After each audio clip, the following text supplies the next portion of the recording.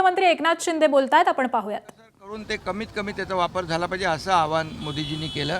मी स्वतः प्रत्येक भारतीय नागरिकांनी हे स्वीकारलं पाहिजे। हे देशहितासाठी आहे आणि देशहित सर्वतोपरी आहे आणि मोदीजींनी नेहमी नेशन फर्स्ट हाच विचार केलेला आहे आणि म्हणूनच आज मी स्वतः या ठिकाणी इलेक्ट्रिक व्हेकल जे आहे त्याचा वापर केलेला आहे आणि इतर ज्या काही गाडी ज्या माझ्या ताफ्यामध्ये ज्या आवश्यक सुरक्षेविषयक आवश्यक ज्या गाड्या आहेत तेवढ्याच गाड्या या माझ्या ताफ्यामध्ये राहतील आणि गाड्या देखील जेवढ्या कमी करता येतील तेवढ्या कमी केल्या जातील आणि इलेक्ट्रिक व्हेकलचा जास्तीत जास्त वापर आपण केला पाहिजे।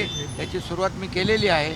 इतरही आमचे मंत्री देखील आहेत, त्यांनाही मी सांगितलेलं आहे आणि मुख्यमंत्री महोदयांनी देखील काल आवाहन केलेलं आहे की राज्य सरकारने पूर्णपणे अशा परिस्थितीमध्ये महाराष्ट्र हा प्रधानमंत्री नरेंद्र मोदीजींच्या आव्हानाला प्रतिसाद देतो आहे। त्यामुळे हे खरं म्हणजे मोदी साहेबांचं काय वैयक्तिक काम नाही आहे, हे देशहिताचं काम आहे, राष्ट्रहिताचं काम आहे। आपल्या देशातल्या नागरिकांना कमीत कमी या युद्धाचा फटका बसला पाहिजे, परिणाम कमीत कमी झाला पाहिजे, अशा या हेतूने हे आवाहन केलेलं आहे। आणि म्हणून राजकारण कधी करावं, कुठं करावं हे विपक्ष आणि विरोधी पक्षाने ठरवलं पाहिजे।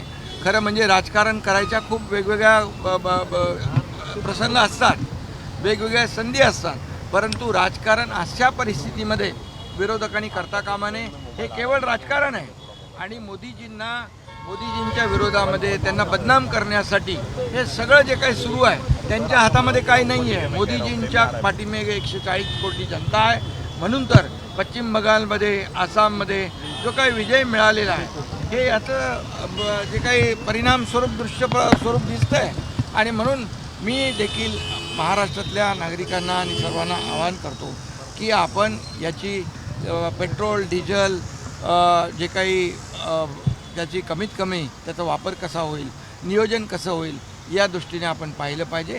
हे देशहितासाठी राष्ट्रहितासाठी आवश्यक आहे। एबीपी माझा, उघडा डोळे बघा नीट।